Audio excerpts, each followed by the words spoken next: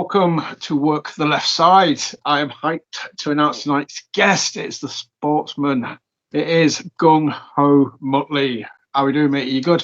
Yeah, I'm good, mate. It's lovely to be here. Very excited to be on. Watched quite a few of these, so nice to find out with a guest. That's it, man. Like I said, it was meant to be on a while ago. I kind of ended up double booking, so I'm glad, finally got around to doing it. And I kind of feel like there's been a bit more stuff going on since then anyway, so we've got more to talk about, so it's worked out all right. Yeah, exactly. Yeah, it's come up Millhouse in the end, so. Nice, love that song. But yeah, so obviously, we were saying before, I hit record, the reason obviously I know of you through BlackHeart. We'll get to the generic stuff in a bit, but first thing I want to talk about is the first thing that kind of put you on my radar, and that's the promos. Like anybody who watches BlackHeart, I'll try and big up as much as I can, post links to the weekly stuff. But yeah, you've always got something to say. The Gung Ho Muttley is there. To me, you're cutting promos, and it just feels natural. Yeah, thank you. That's the thing with wrestling. I think it's so open to there's so many aspects to wrestling, and it's not just always the wrestling. Funnily enough, it's not just the ring work. I always say and a lot of people who know that have achieved a lot in wrestling will say the same thing. It's about entertainment. It's about working to your strengths in whatever way you're able to entertain people. And I'm from an acting background. I've done theatre, I've done improv, so I've done a lot of comedy. So for me, it was very those are my strengths. I believe I'm a good worker. I'm trained by Sean Only. I can go in my ring for sure, but one of my strengths where a lot of people can match my wrestling ability, but I know what people can't match is my improv and comedy and acting and theatre ability. So I thought, well, that's where I'm going to shine. That's where I can elevate myself above people. So with Gung Ho Muttley, especially since I started, but especially recently, I've really leaned into the character stuff and the comedy stuff. And, the sports star gimmick has really allowed me to, kind of get myself over with people a little bit more, show them a different side of wrestling, and where, your Billy O'Keefe's and your Sammy Blues and your J-Ro Lewis's can really go in the ring and show some incredible technical work in the ring. I feel like I can entertain people with the promos and the segments and the backstage stuff a lot more. But that's it. I mean, especially like I talked about, BlackHeart, especially since they're doing weekly episodic things. That's key for me. One of the things I think, I'm not just saying this, I'm not blowing smoke. I've said it for ages before even talking to you, before coming onto the show. I think after the first episode, I literally posted on Facebook as my new favorite wrestler, Gung Ho Muttley, because that was you said that in your promo, and I was I love that line. I was your new favorite wrestler. I hooked onto that. I was right, I'm using that every time. Yeah. Anytime I mention Gung Ho now, it's it's my new favorite wrestler. That's it. Yeah. But that's key for me. Like you said, it is. Yeah, it's good to go in the ring. You've got, you're a good worker, but it's not just that. You look in wrestling business as a whole, WWE, AEW, Impact, anything. It's the guys with the personalities, the charisma. Yeah. That will always be elevated. Yeah. It's funny you say that because, I think more than any other point in my career, and I've been wrestling for 6 years now, and it's not, I've not had the most incredible, 6 years. It's been kind of rocky. I've worked at some not too astounding places. That doesn't count recently. Recently, I've been working at some great places, but over the course of the 6 years. But it was only when I started doing these segments and promos on BlackHeart that I started to get people messaging me and saying "Oh, that were amazing. Love what you just did there." And it weren't my matches. It were my promos. People were saying I love Gung Ho Muttley on BlackHeart Unleashed, and I'd not even been in a match yet. My first match, I don't think, is until episode 6. And it's not a very incredible match, in my opinion. And that's nothing to do with my opponent. The match, I don't think, was very good for a variety of reasons, some of those including myself and my own shortcomings. But I don't think that mattered because people loved the promo stuff so much and the comedy stuff that I didn't even need to go out and have a good match. Like, you know, not that I shouldn't have good matches, because I'm always striving to have good matches, but like that wasn't why people were so sold on Gung Ho Muttley. Before I'd even been in a match, people, like I said, were messaging me, "Oh, that promo was so funny. I loved it. Like the sports star stuff's great," which were lovely for me to hear, because like I said, that's the stuff where I'm really putting in effort and thinking of ideas and, you know, trying to come up with stuff.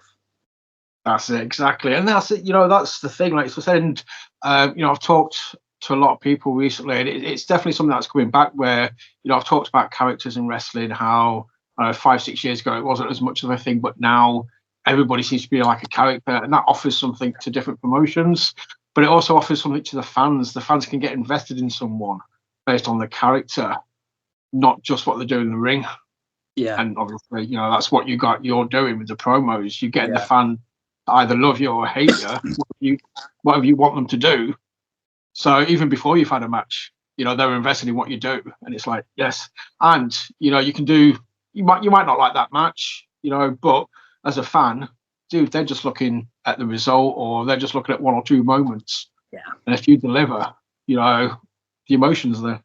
Yeah, exactly. And it's funny you say that, like getting yourself like kind of over before the match even starts. You might be, I don't know if you're going to touch on this at some point, but I thought I'd bring it up now. One of the things that gets me over before the match even starts is my theme music. The first thing that people hear is Gung Ho Muttley. And that has been the biggest helper to my time as a wrestler. God, that's like cut so many corners for me getting over. Honestly, like that theme has allowed me to get over at places where it's otherwise been a bit of a struggle for other people, or would have even been a struggle for me if I didn't have that music, because it's just so catchy and it's so like just people love singing it and I sing it and it's just infectious. Like huge shout out to my friend Chris, who made that theme for me 6 years ago. Incredible, talented dude. Love him to pieces. So yeah, he made that theme for me, and when he sent it me, I was just like, dude, this is it now. And then 6 years later, where I am, still using it. I'll use it for the entire time I'm a wrestler. I'll never get rid of it. It's your HBK music or your Austin 316 glass shatter kind of thing. Yeah. I was going to mention it because this is the kind of impact it's had. You know, I posted on that I was going to be talking to you, and Sash, Money Cash, you know, even commented on it saying Gung Ho, and I was just like, wow, you know, even Sash has kind of got a little light-hearted side. Even he's kind of figured, he's acknowledging, you know, the Muttley. And for someone like Sash, Sash is a trash dude, but he's a great wrestler and he's a great worker. So, you know, I love the guy, really. Gotta say. And dude, yeah, you left an impression. Like I sort of said, you know, that theme is still in his head to this day, apparently. Yeah, it's funny because like I can't. Every time I work a show, I'll hear Gung Ho Muttley from a random guy. Sometimes I don't know him. I'll just be walking, and I've heard it so many times now, but I stop even reacting to it. Like, it used to be back in the day, I'd be like, that's my theme. But now I just hear it, and it's just because I hear it. I'm not joking about, and this is not an exaggeration. I hear someone say that about 4 to 5 to 6 times every time I'm at a show, like just backstage in the locker room. I'll be walking through, and someone will go Gung Ho, and just like I said, sometimes I've never even met the guy. And I'm like, oh, wow, he knows me. Oh, he knows my theme. So clearly it's worked in some sort of way. That's it, dude. I mean, and again, you know, you think about it, the only right, the likeness I can put to it is, can you remember Bobby Roode when he was in an NXT? You know, that whole glorious thing. Yeah. Man, that got that dude. Oh, I mean, Bobby Roode's awesome. You know, I'm not saying he got him just because of that, but man, when that music hit, dude, the fans, they dropped the ball with him when they kind of, you know, got onto the main roster. That was just good. And I could imagine people, you know, doing the Muttley thing just like it, just being like, and then just being like, yes. Yeah, I think Bobby Roode's even said in an interview, like, that theme got him over, like, way more than he thinks he could have by himself. I might be misquoting him here. I love Bobby Roode. I think he's great. I really loved him at that time as well. And it's funny, it's stuff like that that makes me really love the sort of Gung Ho Muttley theme thing, because it does remind me of that, and all those guys who have themes where it's very much about them. I think more wrestlers should maybe invest in custom themes. I think they'd be surprised at how great it can work for them, because I never have. One, I'm super over because of it at a lot of places. And two, I have no issues with copyright ever. I can use it always. Like, it's ingrained in my gimmick. Like, it's something that I can work off of. The crowd now chant Gung Ho Muttley all the time.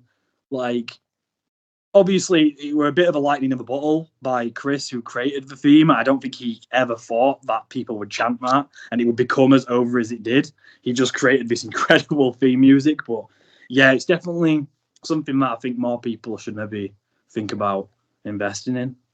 I agree. I mean, it's cool, like you sort of said, and especially like you sort of said in this day and age with the copyright thing. You know, like you said, you know, so much thing is going on to YouTube or things like that. You've got to be careful with the music. You know, it doesn't get flagged. It doesn't cause a promotion an issue down the line with copyright, things like that. So obviously that's not going to be an issue for yourself. They can book you on the show and be like, yeah, just, you know, this guy's not going to cause us any problems legally at any point. Yeah, exactly. Like, it only ever becomes issues if I'm working in a tag or something, or, you know, a multi-man. It's funny though, because like I worked a multi-man recently, and there were a debate. Even though there were a lot of people in this match, there were a debate about giving me my own entrance just so they could play my theme, which were quite funny. Because I weren't winning the match. So, like, they were like, we kind of want Muttley's theme to play, but we can't play at the end. So, do we give him his own entrance, even though everybody else has to enter together? Which were quite funny. But they didn't in the end, which actually rubbed some guys the wrong way backstage, because they all wanted to sing. They wanted to sing along. That were it. They were backstage like, we wanted to sing along to Gung Ho Muttley's theme, but no, yeah, it's just kind of funny. And like I say, it's just acknowledgement. It's a pat on your back, you know. Massive shout out to Chris, like you said. The dude just absolutely nailed it in that sense. So, you mentioned, you know, you've been around for about 6 years. Let's tick the generic box. What made you start? What made you take up wrestling in the first place? What made you walk through the training room doors that very first time? It's funny because there's a lot of people, I suppose, who might tell the story of like they wanted to be a wrestler from when we were a kid, and I did not know I wanted to be a wrestler until my friend told me that we were a local training place and he'd been training there, and I just went, "Oh, that sounds kind of fun. Yeah, I think I'll pop round." And then I went to the first training session and we're like, "Oh, this is a bit of me. I think I can get into this." The place I went is UKW. I don't want to get into UKW too much. Not having a go at them at all. Like, glad they're doing the thing. They're not a company that I associate with anymore. But yeah, like, they definitely got me in. They got me a foot in the door. And I started training there, and I definitely fell in love with wrestling, physically doing it, because I trained there. But yeah, no, it was great. And then I started moving on to other companies, or getting booked at other places. I kind of moved in with BlackHeart, sort of. That was my first company I think I actually worked with outside of UKW. And then from there, I've been with BlackHeart since. And that's, you know, sort of my main love almost. Because I've just been with BlackHeart this entire time, and I'm great friends with all the people there. And yeah, then I've worked at a lot of other companies as well. But it's funny, like I say, like, it weren't my friend Aaron O'Brien, who goes by Cannon Hayes. He was the one who suggested it to me, and he got me in the door. So big shout out to Aaron O'Brien, good guy. But yeah, since then, and that's just kind of now all this time later, I'm, you know, in a much better position. Like, I'm a much better wrestler. It's funny because I go back and I watch those old matches from back then, and I'm such a thin, lanky, skinny guy who's not very good at wrestling. And it's so weird looking at me back then and looking at me now. I also have short hair and no beard. I'm like a baby face because I was like 20 years old, 21 years old at the time. Oh, mate, it's the mullet. It's all about the mullet. Don't ever lose it. I was watching True Grit one night, and I took a picture. I was like, I quickly just saw somebody walking past. I must have looked away for a minute. I missed your actual face. I looked back, and I just got the back of your head, and I was like, I know that mullet. Yeah. I had to take a picture of it and be like, I know that freaking mullet. Well, it's no funny way. because at True Grit, I was just working security. I was just a security guy, and I still heard two people go Gung Ho, and I was like, even at True Grit, where I'm just a security guy, there are people singing Gung Ho Muttley. That were like a cool moment. It was like, even here, which is True Grit's a higher level place. So it's nice that I'm even over with some of the guys in that locker room. That's awesome. Oh, well, you took a beating from Sean. Did you not? I did. Well, yeah, kind of half. I was one of the security guys who thankfully got out fairly unscathed. Although Billy O'Keefe did get chucked onto my head. And this is no one's fault. It just happens. When Billy got chucked out of the ring, all the... No, you mean El Bilzo? Oh, El Bilzo, of course. Yeah, not Billy, not Billy. Then, yeah. Sorry. Yeah, no. When El Bilzo, a completely different human being who's from another country altogether, when El Bilzo got chucked out of the ring, he just landed directly on top of me. And there's like 6 of us outside the ring, but this is just what happens. I was in the middle, and he just landed right on top of me, right on top of my head. And you'll see when we all go down, I'm just clutching my head because I'm in so much pain. Yeah, but that's just the risks of spots like that, Dude, yeah, and obviously anybody didn't know it was El Bilzo versus Chili Heatwave. It'll be on the YouTube, but it's on the live. Yeah, it's on YouTube. Yeah, you can go watch it. Go watch it. Banging match between El Bilzo and Chili Heatwave, or Gringo Con Carne at some point. Yeah, Chili's another lovely guy. One of the nicest guys ever. Love him. Yes. Yeah, we always shout out Chili whenever we get a chance on here. But yeah, like I said, that's the thing. I mean, I suppose in moments like that as well, when I'm talking to people, they're like, "Oh, during a match, taking bumps, the adrenaline's flowing, you don't really feel it, it's all good." But at that random moment, that's just a random pop on your head. There's no adrenaline. That must just be like, ow.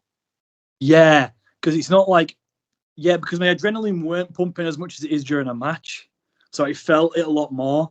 I've took a lot of bumps during matches where it's hurt, but I've just been like, but I'm in the mood. I'm Gung Ho Muttley, so I'm going. I mean, I'm just security. I'm just there to do one spot, which is catch a guy.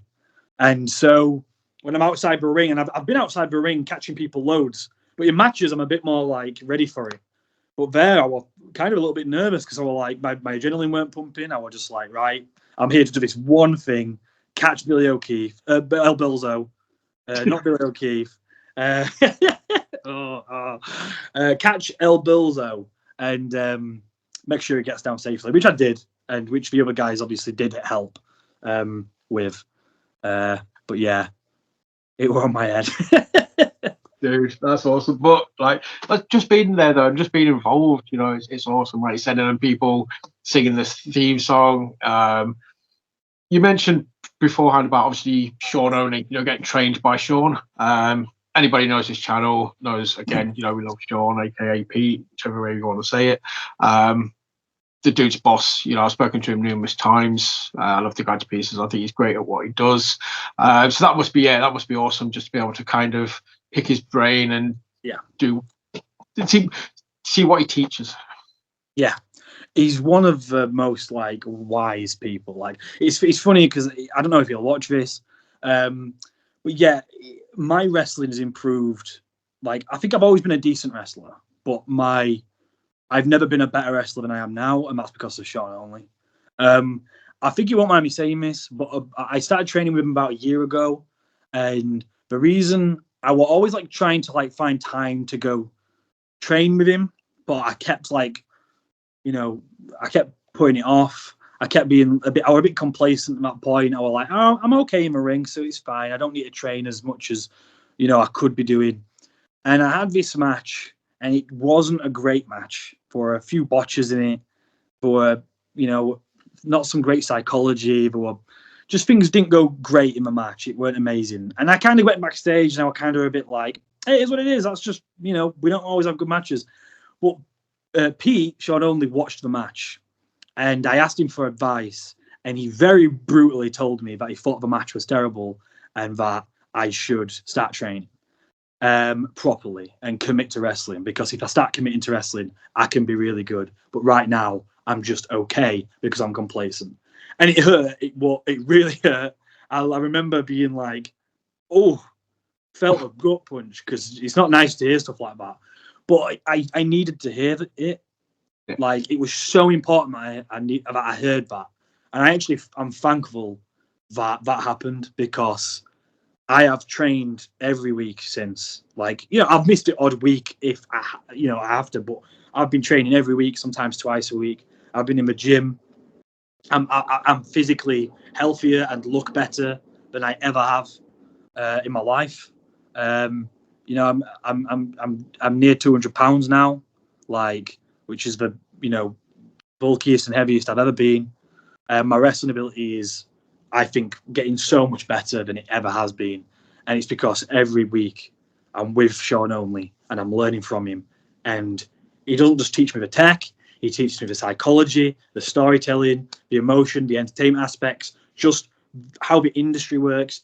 Sean Only, and he's helping me get bookings. Like, he helped me get the True Grit opportunity, and he's constantly putting me forwards for stuff. Like, and he's honest with me. He gives me honest feedback. Like, the amount of times where he's told me, like, that didn't work, or that, you need to do that better, or blah, blah, blah. But then similarly, he'll say, that were great, that were really funny. I remember when I did the fitness promo when I was at the outside gym, the training montage, he messaged me and said, like, that was incredible. I loved that so much. That were amazing. That's one of the best things that's been on Unleashed. These were his words, not mine. I'm not just digging my own segment up. So he is a great coach in all regards. He'll give you positive affirmations. He'll tell you when he doesn't think something's working and when you need to improve. He's just a fantastic trainer. And like I said, you need that harshness to sometimes give you that, kick up the arse that you need. And I needed it. And like I say, I'm a better worker now than I ever have been. That's it. Like, it sucked at the time, but in hindsight, like you said, it gave you the motivation. And it's true, like I say, you can be okay in the ring, but it's just things like the psychology, it's the storytelling. That's the next level. That's what you need to work on to progress, kind of thing. And again, from speaking to Sean, man, I know he knows, like, we've talked about it before, like a match, sort of saying it's not even like a match isn't a story. It's like a match is like an episodic, and it's a TV series. It's not an episode. It's a series. Because every single move or every reason behind a move is like an episode in a series. And then once you get to the end of the 20 minutes, you've watched an entire series. Oh, that's so that's very clever. So they're his words again. I'm paraphrasing a little bit, but that was generally the gist of that's the point. That's the whole storytelling and the psychology. But and again, it's not just you. I mean, obviously you're working with guys like J-Ro, Sammy, Billy, Bilzo, Josh Garler. Obviously, I don't know if you ever go over to the temple or if you train with. No, I have a few times. I've not been there a lot. It's quite a while away. Up until recently, I had a job where I was working on Sundays, which is the day they do training there. So it was quite hard to get down to it. But I've been there a few times. Fantastic training over there. Some great guys over there, yeah. Well, they've come over to BlackHeart recently, haven't they? I know that obviously the Temple and BlackHeart did like a collab recently. Yeah. So you got to see all those guys anyway over here. They got to see what you guys were doing. And again, that obviously had Sean's fingerprints, all over it. Yeah, for sure. Like you can tell there's sometimes when especially in like the locker rooms, like BlackHeart and such like that, where you can very much tell the guys who've sort of been trained by Sean Only. They've just got different attitudes and different passions. And I don't want to say like people aren't trained by Sean Only are bad and the Sean Only trainings are good. It's just different sort of attitudes. And you can know the guys who've been trained by Sean, have always got a really, like, I think, like, intelligent way of looking at wrestling and a really passionate way of looking at wrestling. And I think you see that a lot in BlackHeart. But yeah, no, like, I think, like you said, like Sammy and Billy and J-Ro, especially, who I work with a lot, those three. And Mark Rolls, who's Ian Creed as well. I think he's a great worker, and he's his understanding of character, and the psychology in his matches, I think, is great as well. And he trains under Sean Only also, mainly on fountains, but a few times he's also been to the temple like myself. Cool. Obviously, saw Mr. Creed, not Creep, at Planet Wrestle at the last Planet show. It's nice to see him turn up, at Planet Wrestle. That's always kind of cool to see new faces turn up in new places. Yeah. And, he had a good match against Ring Commander Nash. Yeah. I would just like to put it out there. I'd like to see a Nash versus Gung Ho match at some point. So I watched. I've been watching a bit more of Nash lately, and I have the exact same thought. I watched the match where I believe he was the special guest referee at True Grit. The family-friendly death match. Oh, was it when it was HT Drake versus Ace? Drake. Yeah. And I thought to myself, we could have a really funny match. Like, I'd really like to work him and do something, because that match was cracking me up. I was supposed to be security, and if the camera were on me, I was laughing my head off at the side. Like, I really struggled. I don't think I was even pretending to not laugh. I was just laughing. Like, I don't have to be a super serious security guy. I can laugh at the hijinks. But I would like to see that quite a lot myself as well, and hopefully we'll get there one day. Ooh, might have to have a word with Mr. Rutherford, see if we can I can speak to him into getting Nash at BlackHeart or something. Because again, we're getting people from BlackHeart at Planet and stuff like that. I think BlackHeart and Pursuit and Planet and True Grit and shows guys like you all work very well together, kind of thing. So very over, which is nice. Excited. Well, obviously you got Ellis at BlackHeart, haven't you? So you've kind of got the Sean Only side, and you've got Ellis there, wrestling Pursuit. So you get a really good mixture of both, lots of guys turning up. Yeah, for sure. Like I say, it's like a nice. Yeah, there's like Ellis and Chili from PPW. Yeah, I mean you've got your Sean Only. You've got there was a few there's a few guys from UKW as well. But like there's a lot of guys who I feel like BlackHeart's filled with a lot of guys who kind of work kind of a local scene, and they're like work in a lot of different places. I think the BlackHeart roster is quite unique, because I think one of the issues with a lot of companies, and I completely understand this because it's out of pure necessity and money. A lot of companies have the same rosters, the same locker rooms. I've worked for a lot of different companies where it's just been the same guys that I'm shaking hands with and working, but just with a different company name. But BlackHeart, I do feel like, has a really good, tailored, like, unique roster, This kind of reminds me of, I mentioned Bobby Roode in NXT earlier, but like back in the day when NXT was like an hour long, you could go 3 or 4 weeks without seeing someone.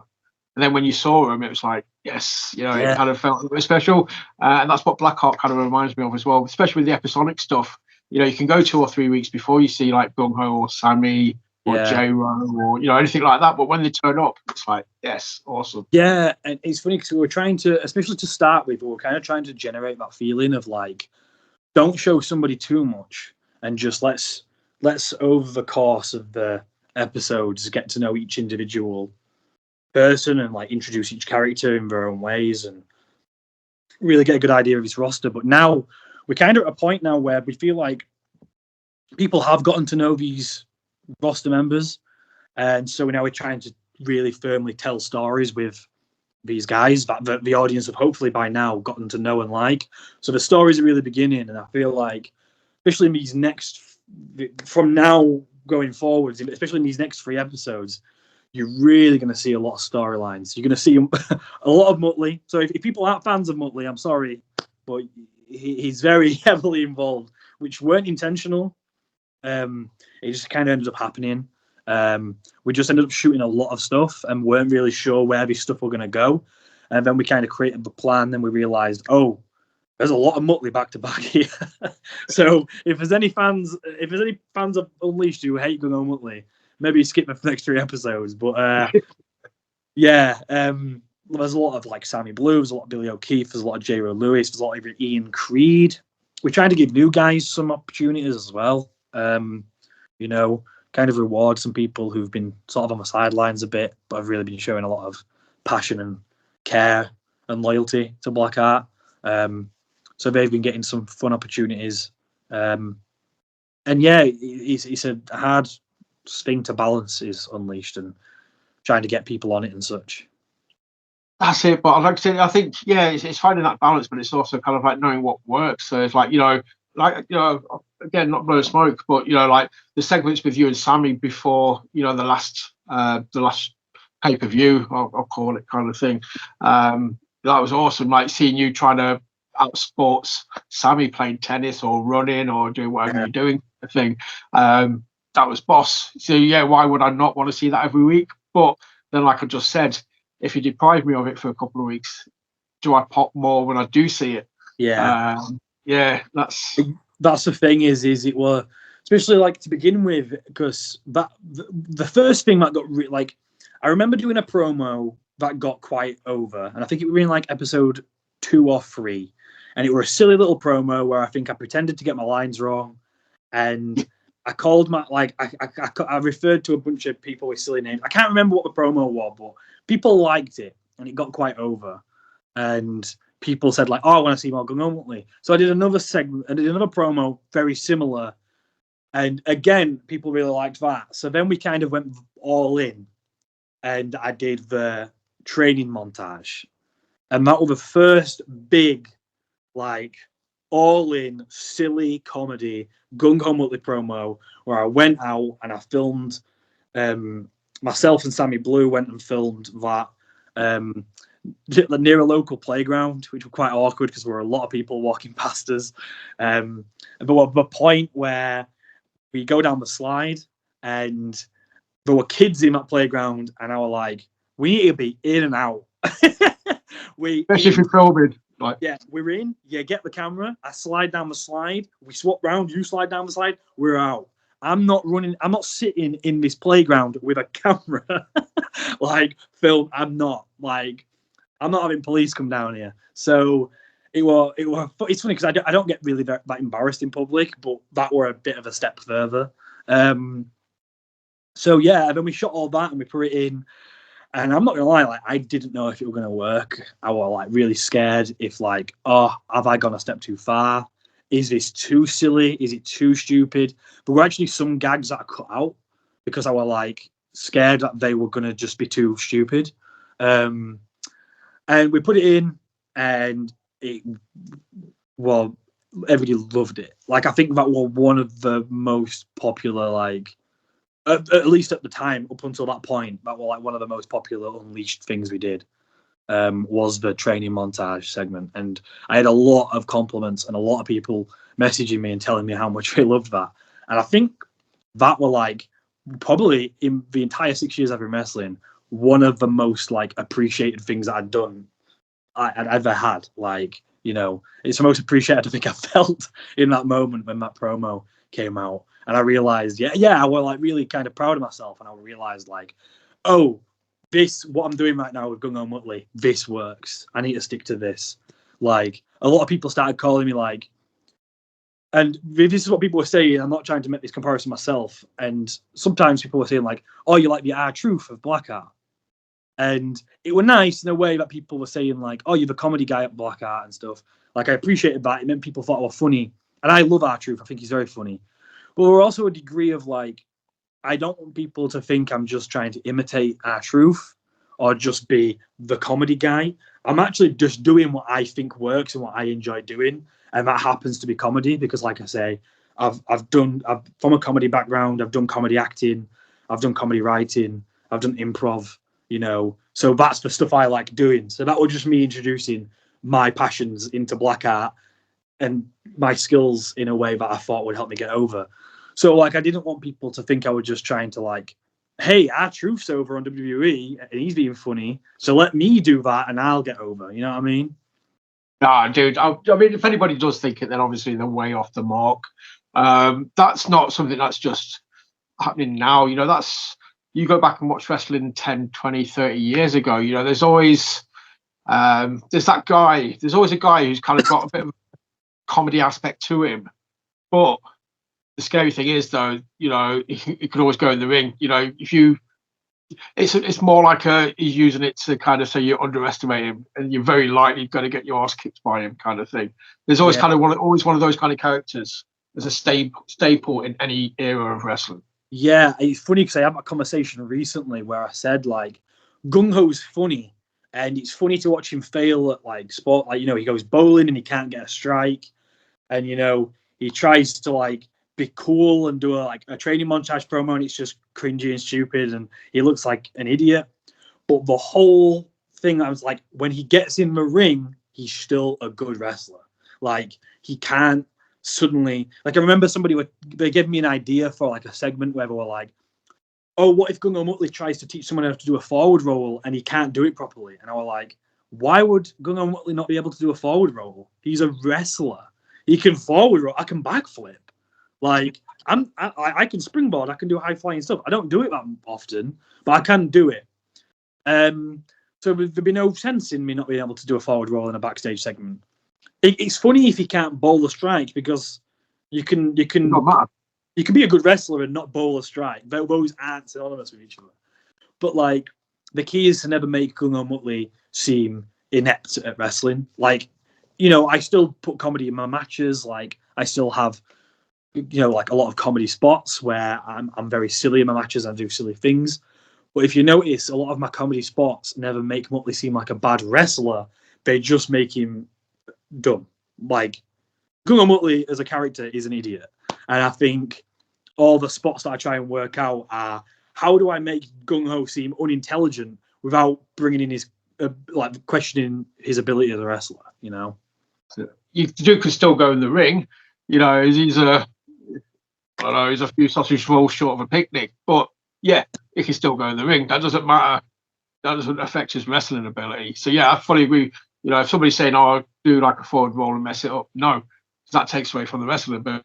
Yeah, that's not outside. Like I said, what we're talking about, it's like the anti Mr. Perfect videos from back in the day kind of thing. Except, you know, you're boss in the ring, but outside of the ring, nah, mate, shit, can't do anything. Yeah. Whereas obviously with Mr. Perfect, he was perfect in the ring, he was perfect at basketball, he was perfect at pool. It was just all around perfect. Whereas like Muttley's good at one thing. Yeah. And it's funny because like that is how I pitched this. I pitched this as, what if, imagine the Mr. Perfect segments, but he messed everything up. And that is literally how I pitched this character. Which I just thought were really funny, like that. But and it's like, that can only go so far. That idea of, oh, a guy goes to throw a basketball and he can't get it in, or he goes to throw a strike and he can't get it in. That's funny, but that can't be a character for years. You know, so I needed to add a lot of extra layers to Muttley to still make him work. And you know, every now and again we do these segments where he fails at things like bowling and stuff. But ultimately, there's a lot of layers to Muttley's character. He's quite a complex person. He's just stupid. But yeah. He's an onion. What did you say, sorry? He's an onion. I said he's an onion. He is an onion, yeah. Yeah. Like I say, he's very layered. I still feel as a character, and he's a very complete character. He's Gung Ho Muttley. And that was always important to me to kind of like, still have that feeling with the character. Oh, again, like I said, you're more layers. You like say, if you've got like this complex character, it just means that there's more you can do with him. You know, you can try this, you can try that. Some things you try aren't going to work. You're like, right, fine, we'll try something else. But as long as the core elements are still there, you're not going to do any damage. You can just be like, okay, yeah, that'll work, that won't work. But again, like we said before, with a character, it's something for the fans. The fans know what they're investing in, which is what's key during the match. And then whatever you do with that, you know, you've got the experience to do it. Yeah, exactly. And I do feel like the BlackHeart audience, especially, like I feel like I'm getting over with a lot of different audiences. Like the audience at Fountains really know me, but I feel like BlackHeart are that audience who know, like, you know, especially obviously the character that I'm doing on Unleashed and stuff, that sports star character. I think it's the BlackHeart crowd that have the best idea of that character. That's it, man. They've taken you to the hearts. Yeah, they know. And I mean, I don't want to jinx it. I don't want to, you know, But they've got to be. I'm waiting for you to go up against J-Ro or Jensen at some point. There's got to be some reward. There's got to be something to prove that Muttley, even though he's shit at everything else, Yeah, he's boss in the ring, and yeah, for me, a title would embody that character. yeah. And it's funny because, as I say, I've been doing this for 6 years. I've never once won a championship. And that's okay. Like, I genuinely, and I'm not just saying that because some people say that to kind of be like, oh, it's all right, I don't mind, but we're really like crying about it. But I genuinely don't mind. Like, I could go the rest of my career as a wrestler and never win a title. Of course, it'd be cool to win a title. I'd like to, but it's not something that I hold. Like, I will never like think I was any like less than I have been if I don't win a title. Like, I'll still feel like I accomplished a lot. I'll still feel like I got to the same level of skill, whether I win a title or not. Ultimately, I've seen people win titles that I know have been a lot like less experienced and skilled and over than I have been. And I'm not on about in BlackHeart, obviously. I'm not on about in a lot of local companies. I'm just on about like I've seen in companies where somebody's been holding a belt and they've been wrestling for maybe like less than a year, and they can't really work in the ring, and they can't talk on the mic, and the crowd don't really care about them, but they're friends with the owner of the company. And it's like, well, championships, if they're holding a championship, championships are not a tell of ability. They're not a sign of who's the best. Because I know I'm better than that guy, and I know loads of people who are better than that guy. And that company would put that guy over all of us, because that's just how sometimes wrestling works. So, yeah, I've never held a belt. I'd like to. There are certain companies and certain belts that I would really like to, hold a belt in. I'll try not to name them. I think, some can be guessed, but I feel like if I start naming them, then if I don't name a company that maybe Apple are putting a belt on me, they'll go, oh, you don't want to win a belt at our company then? Never mind. They're not booking you to win it. But I think those companies, know who, if I'm, the thing about to promoters is obviously like if I'm friendly to a promoter and I talk to them and I message them and I'm cool with them, then I'm not a kiss ass, and there's a lot of people who know me that will attest to that. I don't kiss ass. I don't act fake around people. If I'm messaging you and I'm friendly to you, that's because you're my friend and I just like you. Like, you can ask, James and Loz who run BlackHeart. Like, I've lost a lot. Like, as in, like, I lose a lot of matches, and that's fine. I'm not someone who like needs to win a lot. What's important to me is getting time in the ring and getting to get over and getting to do what I want to do. So I'm never somebody who's like trying to kiss ass so I can win titles or win matches or get pushed. I just like to be booked and get to do what I'm doing. So yeah, for me, though, sorry, go on. No, it's okay, mate. Go on. I was say for me, it just makes sense.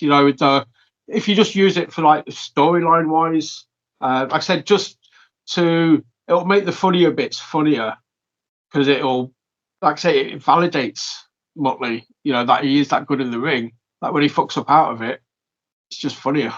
Yeah, exactly. Yeah, for sure.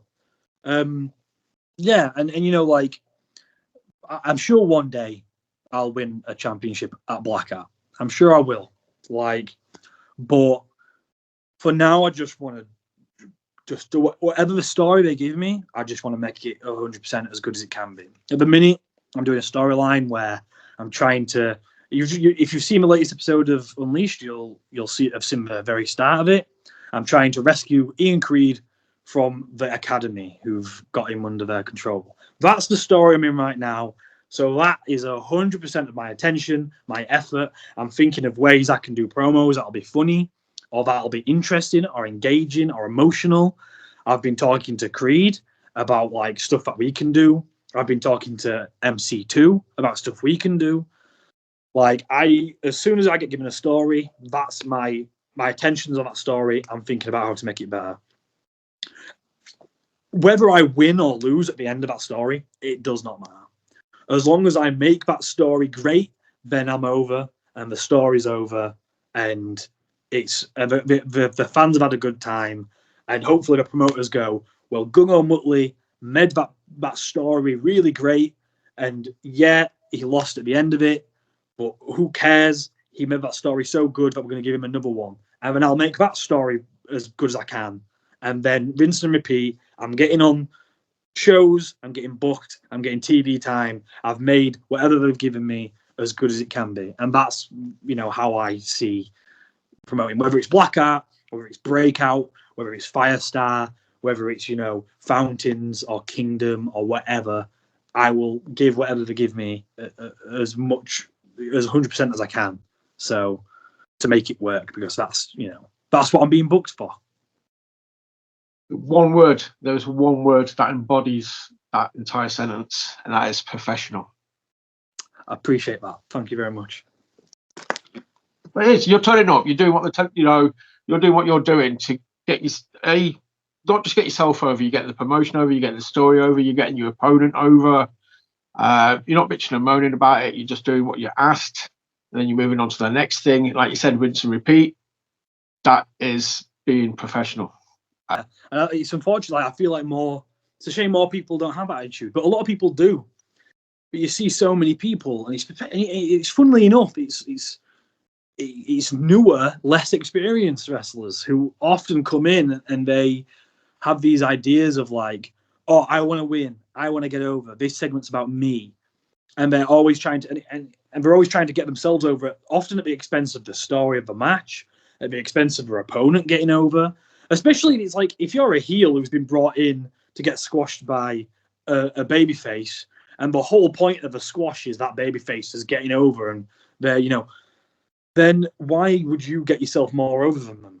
Why would you start doing stuff and going, so you can, or like, just people who get funny about losing matches. It's just always like, it's always less of experienced people who don't understand wrestling, who care about that. And sometimes I'll sometimes care if I'm losing a match, but only if it doesn't make sense. Similarly, I've actually complained before and said I shouldn't win this because it make no sense for Gung Ho Muttley to win this. The story is in my opponent beating me. And I've complained before saying I should lose this match or I should win this match. It's always awkward when you have to complain that you think you should win, because people will then think, oh, he just wants to get himself over. But sometimes the case is, I think I should win this because it just makes sense for Gung Ho Muttley to win this. That's the story that I think we've been telling. So I feel like I should win this one. It's happened before where, and the person in this story, we're fine now, we're good friends, but like I know he got basically this what BlackHeart like about a year and a half ago, where I was working this feud for a very long time with this faction called the Strangers, and it was me in this feud with them. I don't know if you watched BlackHeart back then, but it was myself and Henry Winter, and we were like fighting these guys called the Strangers, and they were a faction. And I ran this feud for about 4 to 5 months. I were in this feud, and finally there was a big blow-off elimination Survivor Series match where it were all the Strangers versus Team BlackHeart. And I wasn't on Team BlackHeart. And I remember going to management and saying, I should be on Team BlackHeart. It doesn't make sense that I'm not. And that was the main event. So I was there with what looked like politicking to try and get myself in that main event. But for me, it wasn't, I want to be in the main event so I can be like, the cool guy in the main event. For me, it was, the story doesn't make sense that Gung Ho Muttley is not in that match because I've been working that feud the entire time. So they took one of the competitors out and they put me in, which I think was the right call. The guy who they took out wasn't happy about it. We had a bit of a fallout over it because he thought I was trying to politic. We're fine now. We're good friends. I think he understands that I was doing what I thought was best for the story.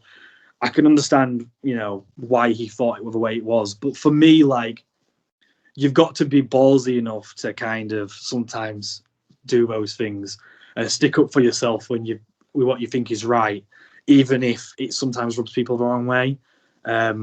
Similarly, if that guy who got removed from a match, if he was in the feud with the Strangers for 6 months and I got put in that match instead of him, I would have probably been saying he should be in the match instead of me. It just so happened that it was the other way around. So it's one of those awkward things in wrestling where stuff like that happens. The person who this is about, they know who they are. I just want to say, I think you're a really cool guy and you're a great worker. I love you to pieces. But like, I just, yeah, they're great, honestly. But yeah, just to put the record straight, because it was a very awkward day that day because of that instance. I think though, if you do it, often enough, not in a negative way, but if you do it often enough where you sort of be like, okay, maybe I should have been this, or like I said, maybe, it makes sense for me to lose this. You're doing it often enough both ways that it should become clear that it's not a self-motivated thing. It is about this story. It is about the promotion. Yeah. You've obviously got your brain for it. You know how the story works. Look, if my opponent looks good on this one, the person they go up against next will look even stronger. Or if I look strong here, the next person I lose to, they're going to look stronger. It's all about, the continuation and the flow. Yeah, exactly. Like, and it's funny because Gung Ho Muttley has lost his last 4 pay-per-view matches. And I don't think, maybe people notice, but I don't know if they are, because I think every time I lose, I just Muttley picks his head back up and I'm continue to do what I'm doing, and I continue to give him, make sure I'm getting like screen time and stuff. It's easy to get screen time because I'm involved in Unleashed, the making of it. So it's, I can choose sometimes to give myself screen time. But that said, like, I'm always still trying to like work, work out ways to still keep Muttley over and keep him in people's minds, and make every second I'm in the ring worth it, and make sure I stay in the audience's mind. So, yeah, I've lost 4 matches in a row on the last 4 pay-per-views, but I don't think I've diminished at all in audiences' minds personally. Maybe I have, but from my perspective, I don't think so. From my end, I would say no. But I think obviously that time's going to come when you're going to get that win. And I think when you do, I think you'd be surprised at the pop. Because whether people have realised or not, I think subconsciously they'll just be like, right, come on, he's going to win the next one. He's going to win the next one. And then when you do, it's like, yes. Exactly. And that's, I think, that's what makes it with, like, if someone's winning all the time, it becomes boring. Look at, and I love John Cena, but the reason people turned on him is because he was winning all the time. So it's fun to see your heroes lose. That's the whole point. Like, I'm a screenwriter. I write in my spare time. Like I come from like comedy, but I know how to write scripts and stuff. So I know, like, even in comedy, you kind of want that low point for the characters before they get the high point. Usually at the end, like, it's just writing. It's just story 101. You always should have low points. Yeah, it's just that simple, really. The low points, yeah, like you said, the low points will then make the up points more uppy. I kind of totally lost a way of saying that correctly, but yeah, the low points, they'll magnify the positives. You get through the shit stuff, but man, when you get to the good stuff, it just makes it means a whole lot more. Yeah, exactly. Yeah, for sure. So it's like at the end of Empire. Again, I'm going to reference Star Wars here. If you're a fan, you'll get it. If you're not, you won't. But some people watching might. It's like at the end of Empire, that fucking ended on such a downer.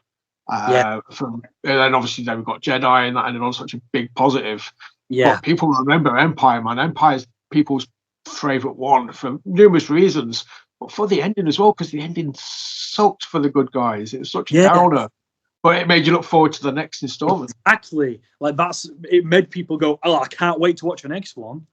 Yeah. But if it ended, the Return of the Jedi would have still done incredible. But like, who knows if it would have done even slightly less well if Empire didn't end on such a sort of like cliffhanger in a way, But it left you down here waiting, and you wanted the next film to get you back up here. It's like if John McClane just went through Nakatomi Plaza and just shot every terrorist like this, it'd be a boring movie. And it's one of my favourite movies. I've got a poster of it. I don't think you can see it on my camera, but I've got a poster of it on my wall behind me. It's one of my favourite movies because it's so tense, and John McClane has so many low points, and like the low points stack up more and more as the movie goes on. And then right at the very ending is biggest low point when, you know, his wife is being held hostage with a gun to her head, and he's, you know, stood there like, you know, and he's been through all these trials and tribulations, and it's, you know, that it works because we're so nervous. He didn't just walk into a room and shoot Hans Gruber in the head. He had to earn that moment through so much horrible, you know, obstacles. Which is, and even in matches, that's why we have the heat. That's why we have cut-offs. That's why you don't just end the match after the comeback, because you need, you know, a few more near falls to really ramp up that tension, and, you know, you need the good guy, the babyface, to get smashed about some more. It's all about that sort of stuff. So, yeah, I think there's a lot of guys who come into wrestling who kind of do it to feed their egos, and they want to just stand in the ring and with their hands raised in the air and look really cool because they just beat that opponent, without really understanding that the crowd are supposed to enjoy that match more than you personally enjoyed raising your hands at the end. You know, like, you're doing it for them, not for you. They should be the ones, like, happy. I think more people need to understand that story matters more than your own personal gratification in wrestling. I'm biting my tongue. I've had a conversation with somebody tonight about something, and that basically kind of embodies very much the theme of the topic of the conversation, where using something to get yourself over instead of yourself using it to get something else over. And it's just, it's totally right. You know, you don't want to you're not using wrestling to get you over. You should be using what you do to get the wrestling over. Yeah, exactly. Yeah. And you know, like, like I say, I've been really, like, trying to, like, BlackHeart's, like, you know, I've talked a lot about BlackHeart and, like, how I'm using my, like, skills, my promo skills and my comedy skills and all that stuff to kind of get over there. But it's a bit more of a challenge, like, at other companies where I kind of don't have that to fall back on. And I do have to kind of rely a bit more on my wrestling and my more immediate crowd work and stuff, like at Breakout and like at Kingdom and stuff like that, and Fountains. I've been working for quite a few different places, and I'm trying to work for more. It's funny because I've got quite a tight-knit group of friends, and we're always trying to get each other bookings at different places. We've kind of got a bit of a pact going where we will, like, try and make sure we try and mention each other's names and stuff, and it's not out, like, this group are great workers, and any company would be lucky to have them. So the modern day clique. Pardon? The modern day clique. Yeah, well, it's funny because we've got the name Click in our group chat name, but no, it's very much. It's funny, that joke's not lost on us, but it's very much like just, you know, trying to help each other out, and, you know, like, building each other up, basically. Yeah, and I literally was saying this to Sammy the other day, where I said, no matter how good friends I am with somebody, if I genuinely did not think they could work, if I genuinely did not think they could wrestle, I would not suggest them to a company that I had, like, respect for. So, for example, like with BlackHeart or Breakout, which are two companies that I love, you know, and I love the people who run them, which is James Rutherford and Lawrence Breeze, obviously run BlackHeart, and Matthew Bell Simpson and Slugger Hampton, aka Ben Hampton, who run Breakout. I think they're amazing people. And I've suggested people to them, like I've put people forward to them, but, like, I have too much respect for those shows to ever want to lesser the quality of them. And so if I were friends with somebody who I did not think could work, I would not suggest them to those places. And if I were friends with somebody who I think couldn't work, I would probably say to them, look, I think you need to get better. And I'm friends with some people who I think aren't as strong as they can be in the ring, and I've told them that. I've told them, like, look, like, you know, we're good friends, I love you to pieces, but I wouldn't feel comfortable putting your name out to places until you train and, you know, work on your craft and get better. And that's because we all have to do that. I wouldn't expect anybody to do that. I wouldn't be in this little group that we're in, where we suggest each other to places. We're all great workers who I would suggest these people to places if I weren't friends with them, like, you know, and I would not expect them to suggest me to places if they didn't think I could work, but I am. You know, it looks bad on you. Yeah, you're not going to recommend somebody who's going to turn up, mess up a move, miss up a spot, hurt someone, because that'll be, you know, who's this guy? Oh, Gung Ho recommended him. Right, okay, well, Yeah. fuck them both, basically. Like, right, you're both done. It tarnishes your reputation. Yeah, exactly. And I think a friend who has respect for me would not expect me to do that. Just like I would not expect one of my friends to suggest me to say, for example, you know, like a really high level show, and you know, I tell Billy O'Keefe, who's booked on there, to suggest me on it. I go there, like say this is like, you know, WWE level, and I go there and I'm not that level, so I can't work alongside those guys. That's just made Billy O'Keefe look like shit.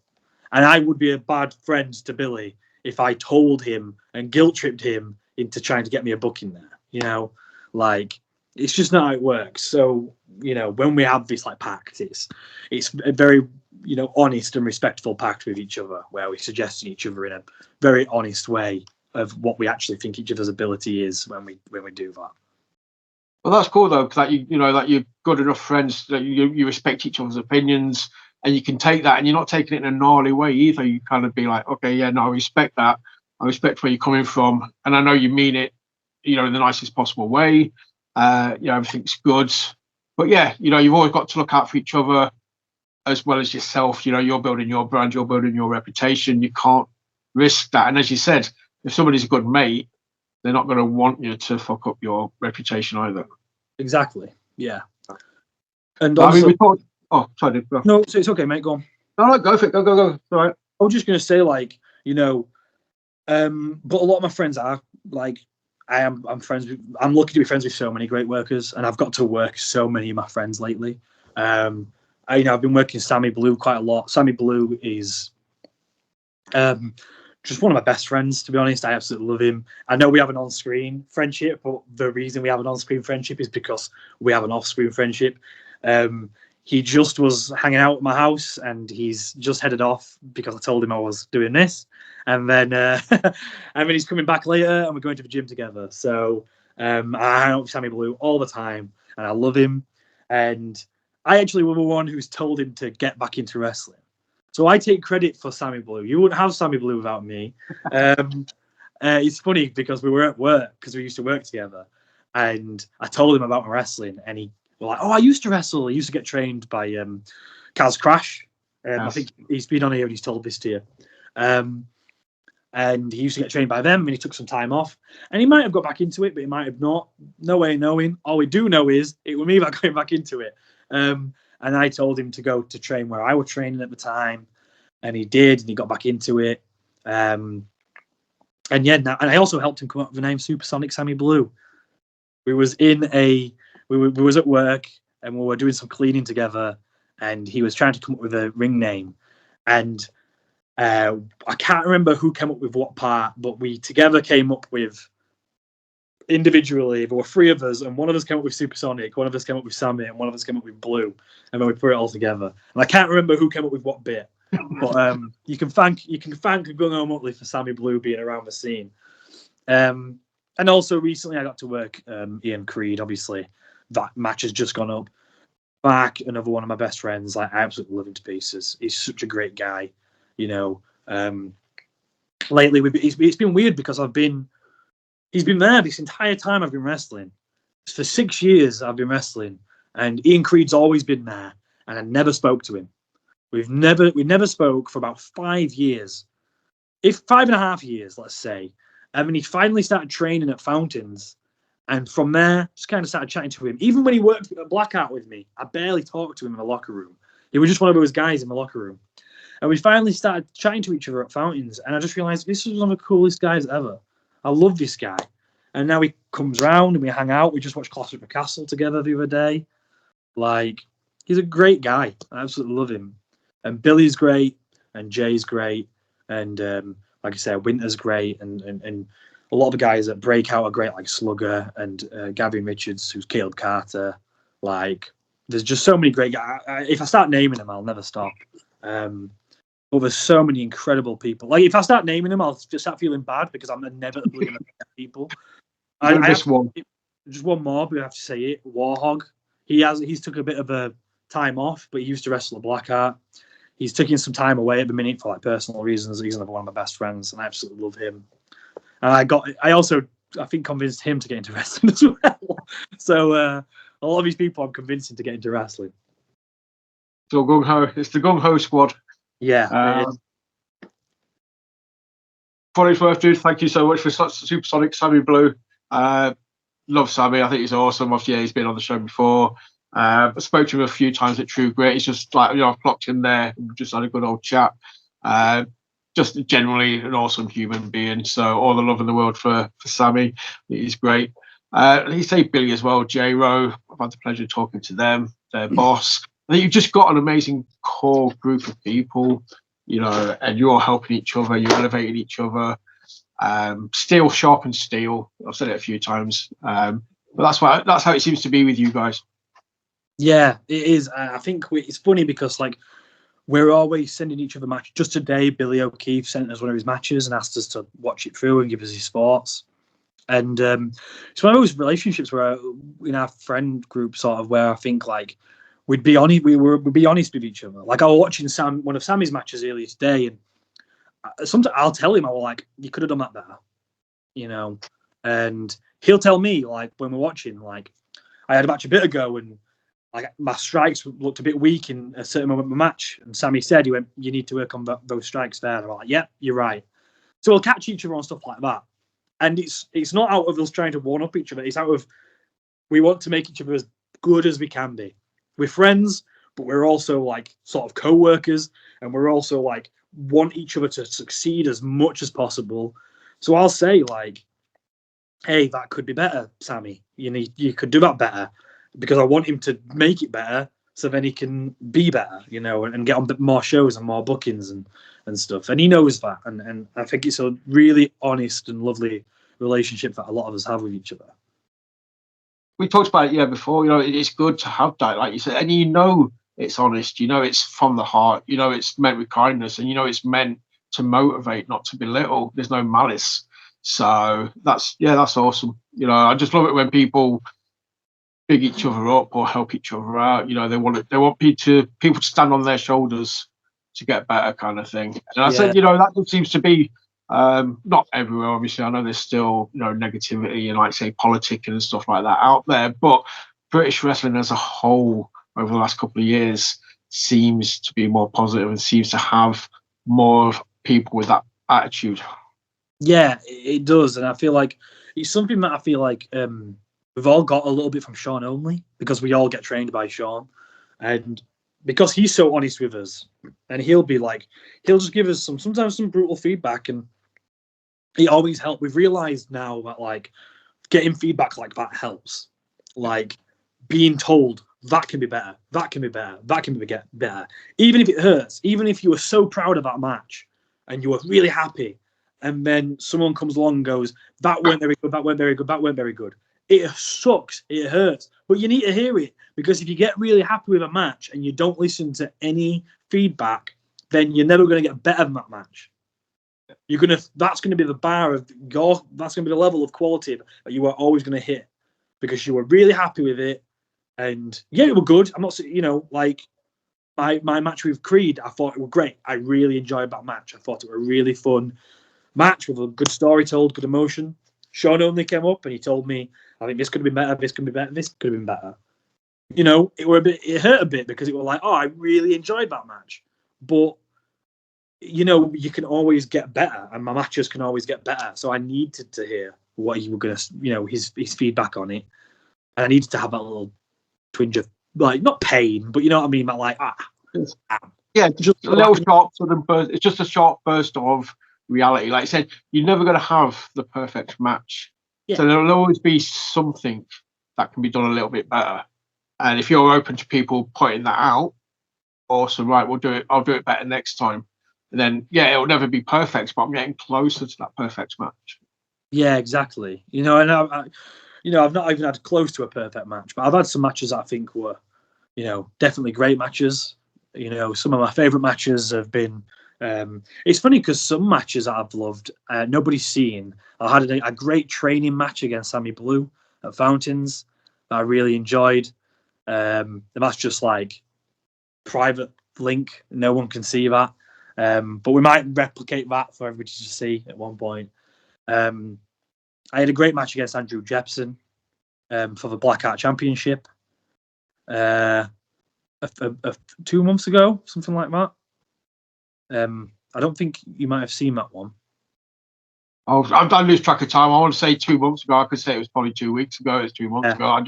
Time is just. I don't think that one's been. I think that one's not available for people to have watched yet. I think that's still like, just video footage on a computer somewhere. But the crowd saw it, and that was, I think, one of my better matches. And then I worked Sean Only. I thought it was really good, and I had a great match at Breakout, a tag team hardcore match. Yeah, I've been working some really strong matches lately that I've been really proud of. But that's awesome. That's the thing, though. If you're looking back at those and you're seeing the improvement, then you're obviously doing something right. So just keep doing what you're doing, and like I say, no match is ever going to be perfect. Great's awesome, but you're not going to settle for great. You're going to want to keep getting greater and greater. And yeah, like I say, you're doing all the right stuff to do that, mate. So that's the only thing that's the biggest compliment is, I'm looking at, I go back now and watch the first episode of BlackHeart, what you're doing now. And even in that short period of time, because you're doing it so often, you're progressing so much quicker. Yeah. The quality difference now for Unleashed is insanely different. Yeah. Like, I think that first season, like, in my opinion, and I said this to James, like, I don't think it weren't great. Like, it were okay. It were passable. But you don't want passable. You want great. And I remember we had so many meetings. We had so many audio, like, notes back and forth and FaceTimes and chats in real life. And it got a bit tense at points because you're trying to build something, and there's these creative minds clashing. And I knew what I wanted it to be, and I knew what it could be, and James did too. And Lawrence did, and Pete had a lot of say as well, and Pete was saying a lot of his thoughts. So there were a lot of tension in a way, and sometimes it got a bit heated. But I think that were good because it showed that we all cared so much about it. And the fact that I was sometimes getting heated and I'd send these audio notes like, this is a bit shit, to be honest, like, are we doing this? And this could be better, and it's crap that this is happening.